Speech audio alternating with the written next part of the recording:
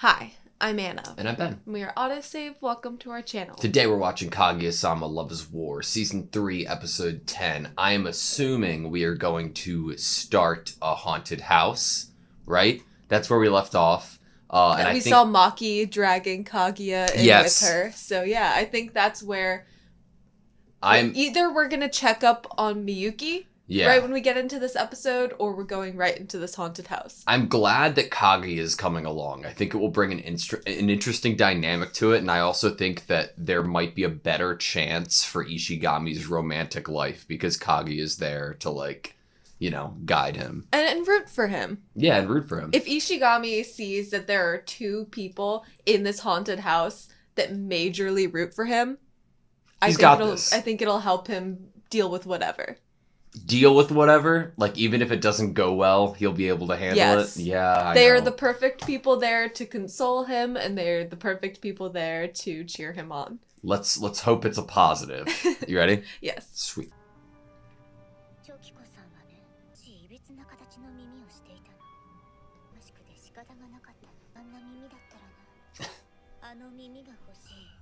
Did she steal people's ears? Like, cut them off?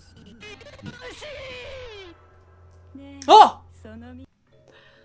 Oh my god. Watch.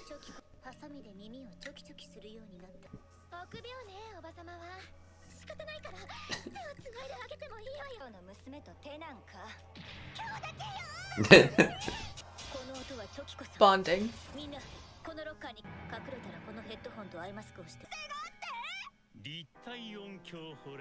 3D sound horror house.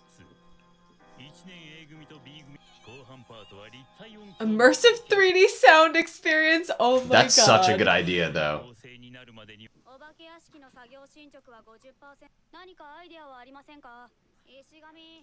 Was it Ishigami's idea? Headphones, yeah.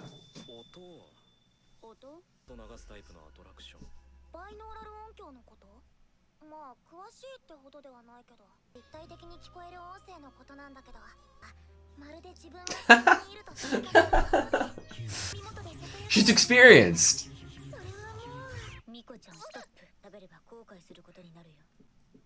What a true good friend. Makihara?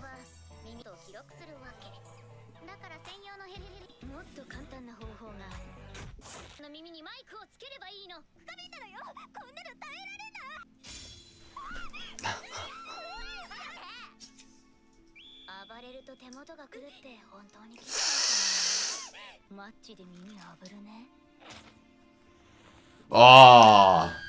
Miko really did a really good job for this festival. She's a real one.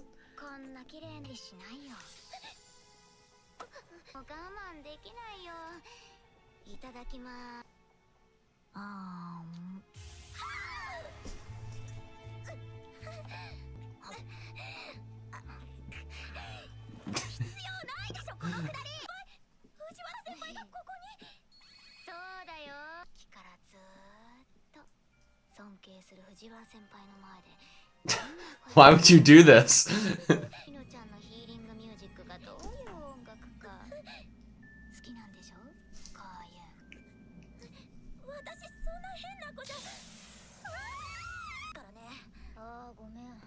I wasn't recording any. I was wondering, did they just cut the entire thing up? How do you not hear Miko's sounds that she's making?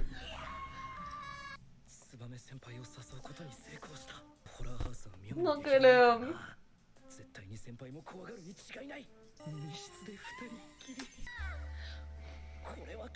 God, I want it to happen so bad, and I know it's not gonna happen.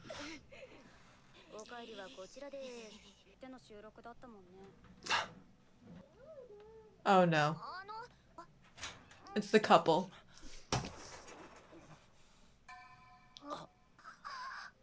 Are they not gonna allow couples in because of that? Oh no! Kashiwagi. Oh!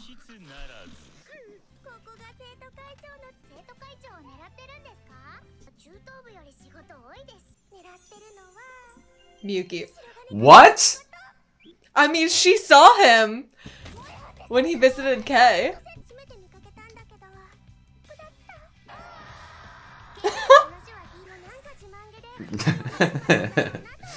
She's always bragging about him.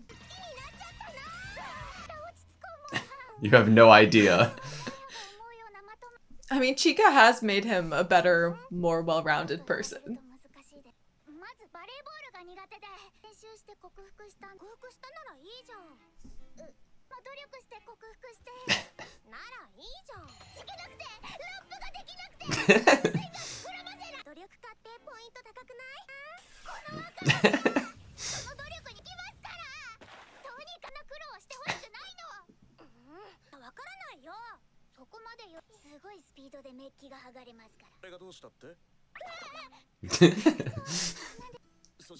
She's so cute.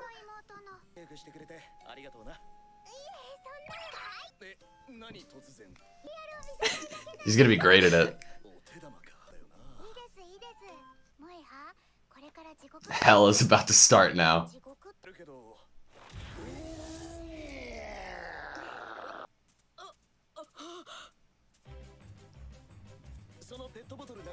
Oh my god. Yes! He's even gonna juggle them by the end of it.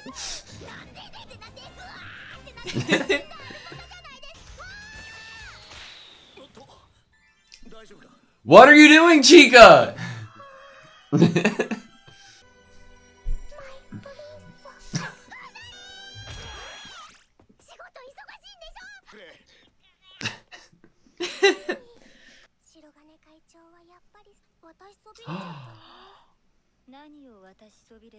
Oh no. Where'd you even come from? Stop, you can't kill Chika's little sister. That is president.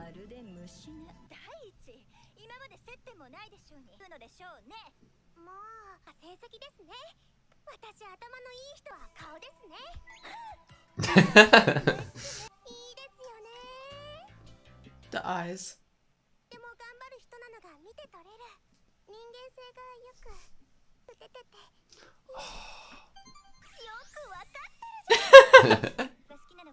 Whoa.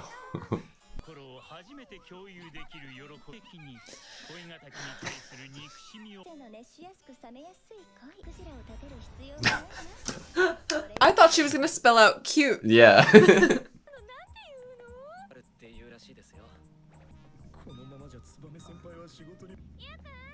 She might try to cheer you up.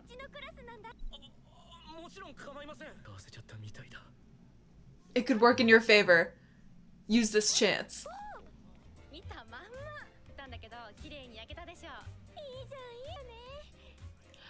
And it's a heart-shaped?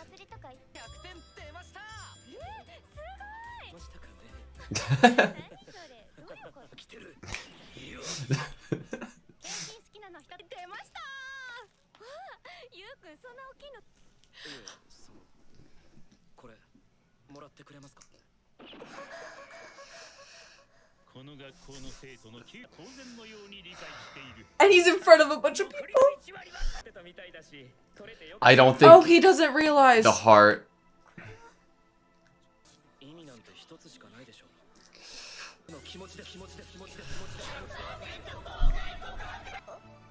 Oh no. Oh my god.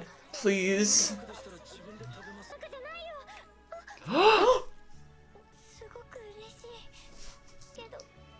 But it was the public confession. It's that like obvious. Didn't even know. Yes, you need to help now that you are made aware. Mm-hmm. He totally wouldn't have on purpose done a public confession. It's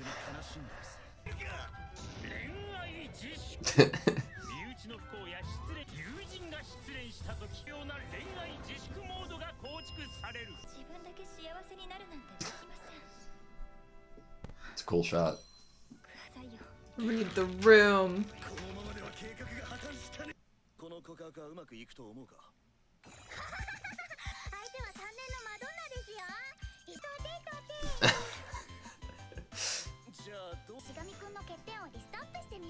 Oh, great. Thank you.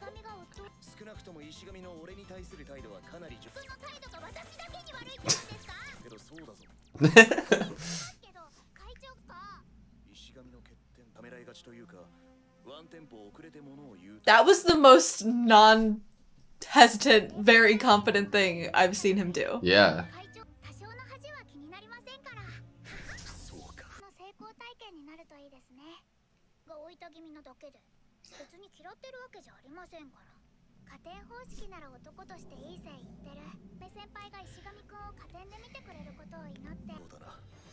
You can't force anything because it could go wrong. If you go down, we go down. All this pressure.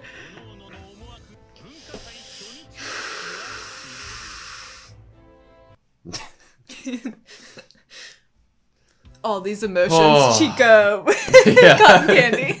All equally important. Okay, that was Kaguya-sama Love is War, Season 3, Episode 10. There was a lot I liked about that episode. I am so, delicate over Ishigami's feelings going forward, though. I don't know what I want to happen. There was a pretty great reaction, I would say, from Tsubame. If you are totally... I mean, yes, it could be that she just cares for him and doesn't want to publicly humiliate him because she's a sweet person. Yeah. But I feel like if someone puts you on display like that in a public confession,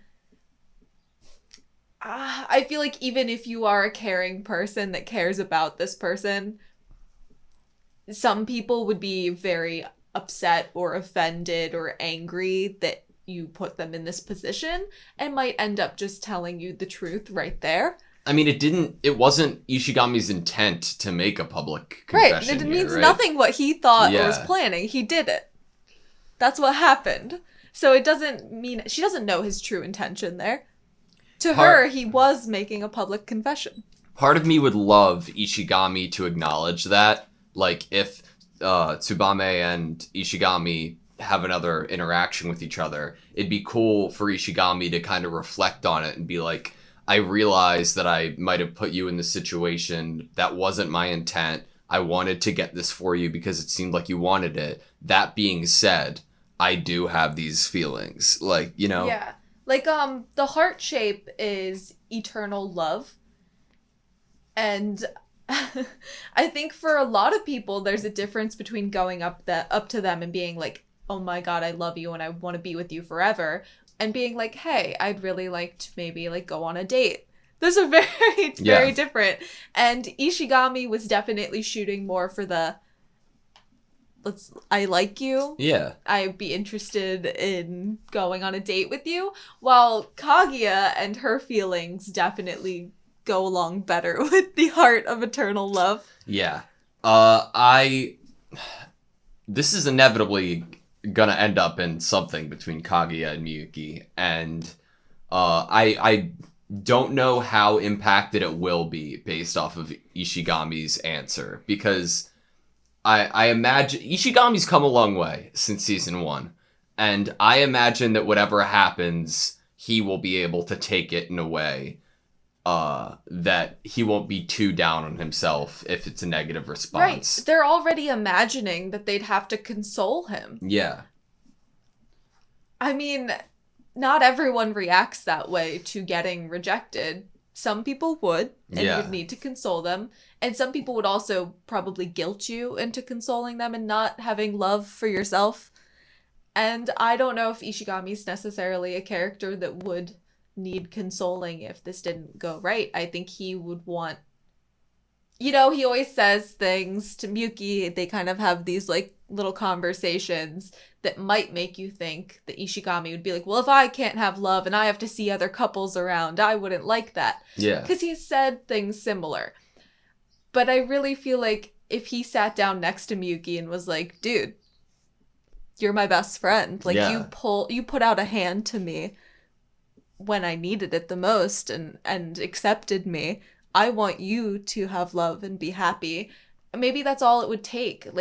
Does that really mess up the room, the energy of the room, if your friend is perfectly okay and still cheering you on? Agreed. I think Ishigami, if anything, would be like, this would make me happy if you went and did it. For you to have success for me, for all of us fallen victims that didn't get their love confessions met with a yes. While we're on that like last bit though, talking about Chika and Ishigami and Miyuki's like just like I don't know that Miyuki and Chika talking about Ishigami, there was a really cool bit with where Miyuki was like giving one scenario and then was like, but if this changed in it, this is how it would go. And to represent that for like less like for like half a frame, they added in like the little like recorder like play, rewind, stop button, and I just thought it was cool because it was so quick and like it wasn't important at all, but it was a cool little detail. I also like Chika talking here for as funny as she is and as loud as she is. I feel like we don't hear her talk about like serious emotions too often, even though we probably do. It just feels different. I don't know. She almost hides everything in like a carefree manner. Yeah. It's interesting. I wonder if it's her political side. I don't know. Maybe. She's like, she's really good at trying to seem like she's calm and articulate herself in a manner that is maybe less intimidating. Yeah. When her feelings might be like, no, stay away from him, like scary face. You don't know what I've been through. Yeah. So we got the introduction of I would not be surprised if it was like a real legend of Chokiko with the ear jealousy. It just partnered beautifully with what they end up doing with their haunted house. I feel like that's what makes me think that they knew they wanted to do that first. And then they realized about this legend. Either it was made up. Yeah. Or that's a real legend and it just fits with this. Because we already get from Miko about this idea of this 3D sound. And they like create this legend. I can imagine the board game club completely like fabricating like a D&D style like villain to meet this haunted house requirement. But I have always had a fear, like since I was a little kid. Every time I'd go get my hair cut before I started cutting my own hair, I would always be terrified of somebody cutting my ear off. Mm-hmm. You know? I feel like anyone who gets short haircuts probably feels that. It happened once where the barber made me bleed from a haircut. Yeah, on my ear. When I was going to like short hair, even like my neck area, I was like, oh, because normally the scissors are like at my back, like even pulled away maybe. But when I started getting my hair cut short, I totally understood some amount of fear of getting cut. It's just a nightmare. I love the idea though of the haunted attraction, especially in anime. I don't think I've ever seen anything as creative. That's so. This was an actual. I've never seen a good haunted house. Yes, I'll say that.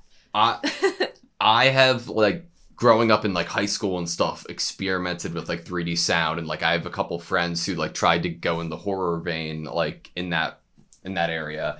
One thing that I don't know if it was just like our headphones or not, but usually we can hear the left and right channels. I wish that I could have heard them. I was listening for it like during the bit, like when they had the microphones inside of Miko Ino's ears and they had the scissors up next to her and they like cut it. I wish that it like was also my left channel, like maybe it was in like a different version of it, but I thought that would have lended itself really well to it. It was a really unique, cool idea though.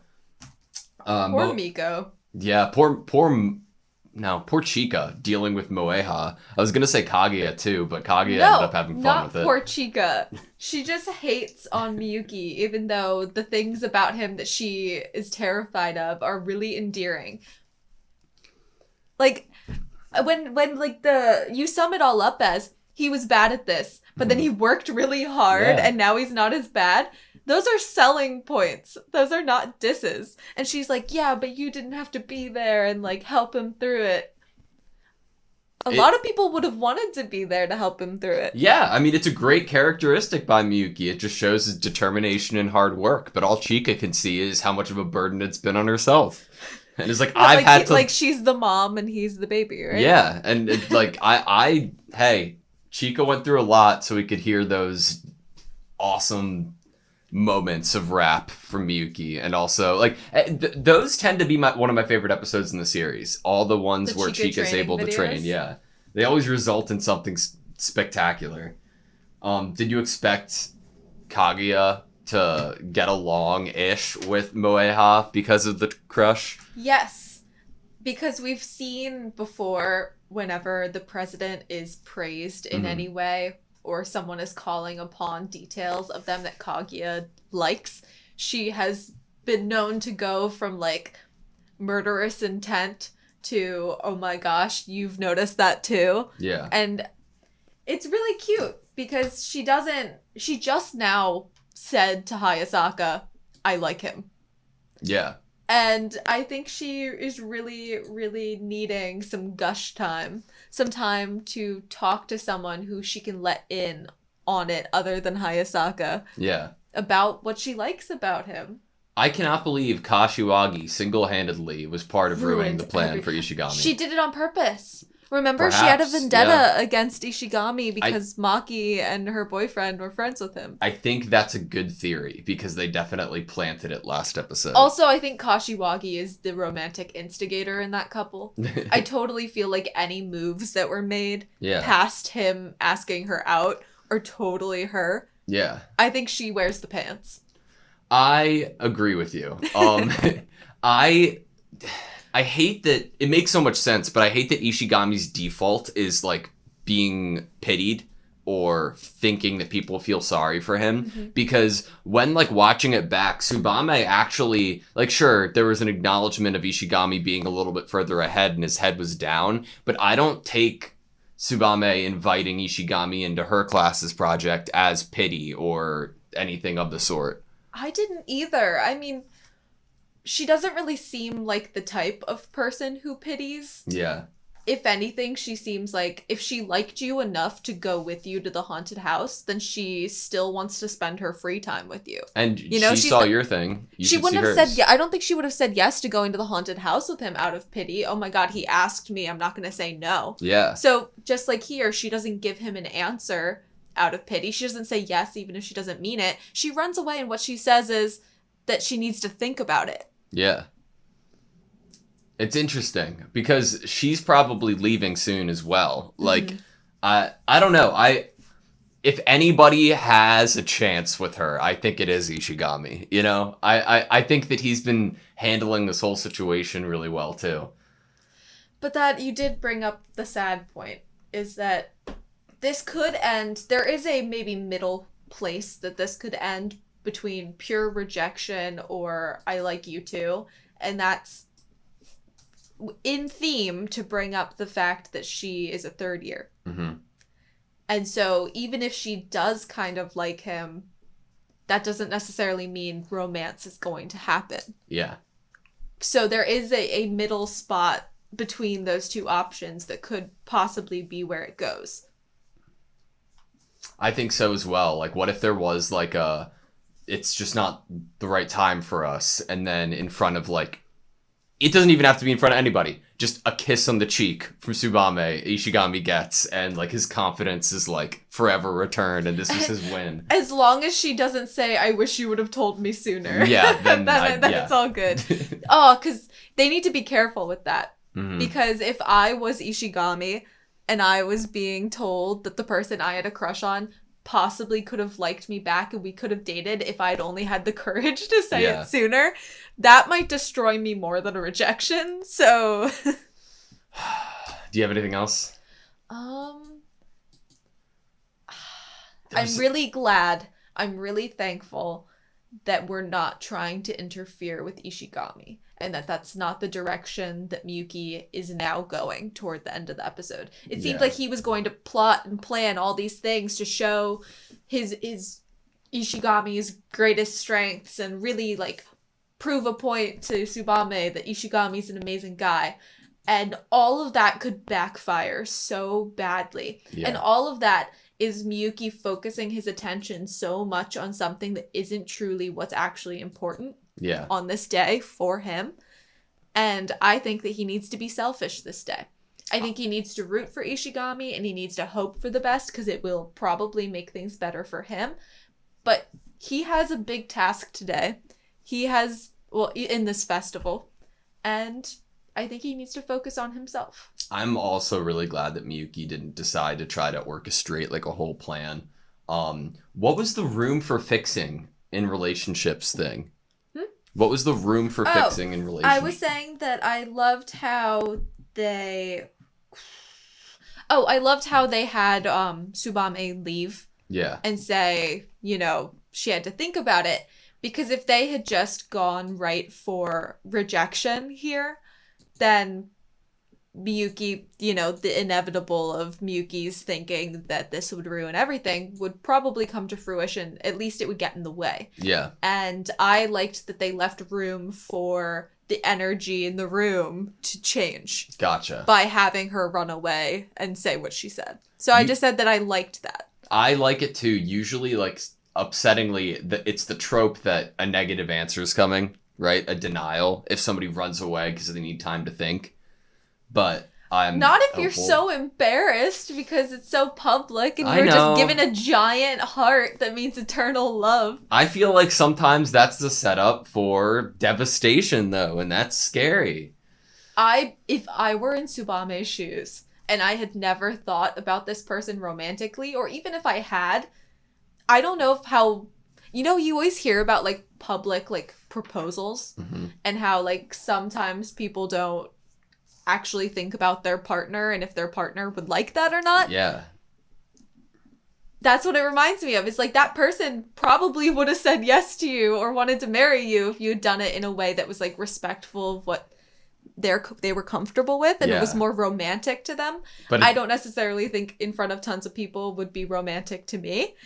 It's so perfect, though, because Ishigami didn't decide to do that. Like, he didn't try to do that. I think you're right to say that maybe the path is to have Ishigami explain to her that that wasn't his intention there. Yeah, I hope so. All right, you good? Yeah. Thank you guys so much for watching this video. Please like, comment, and subscribe, and we hope to see you next time.